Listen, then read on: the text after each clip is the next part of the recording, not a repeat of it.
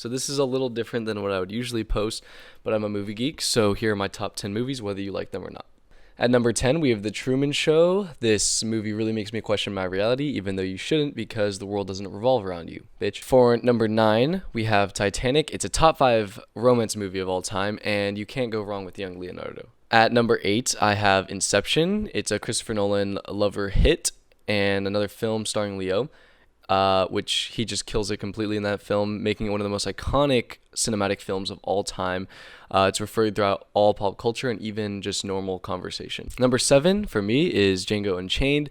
This film never seems to reach the right audience, mainly because of the racial time period that the film takes place in. But if you like this movie, you're cool. If you haven't seen it, go watch it. Unless you're not a fan of Western gunslinging, gory Tarantino shots, or severe racism. 12 Angry Men is at the number 6 spot, barely not making the top 5 list.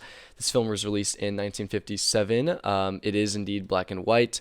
This film is in the 100 club, which means it has a 100% score on Rotten Tomatoes. There are only 382 movies to do this. Now for the top 5. At number 5, we have The Dark Knight. A lot of things about this film make it a top 5, including the soundtrack, the acting, the directing of the incredible Christopher Nolan, the storyline, and it is a story of one of our favorite comic book heroes. Number 4 is The Matrix. This film is another iconic pop culture film referenced almost everywhere in other movies and TV shows. Also, again, referenced as well in normal conversation. This concept actually has people convinced that we live in a simulation, including myself. Call Me By Your Name takes the number 3 spot. This film really has a movie lover like me jump around like a fucking nerd when I watch this movie. The color grade on it is perfect, the Italian style of the film, and Timothée Chalamet giving an insane performance, which gave him an Oscar nomination. It was his first lead role. Number 2, Fight Club.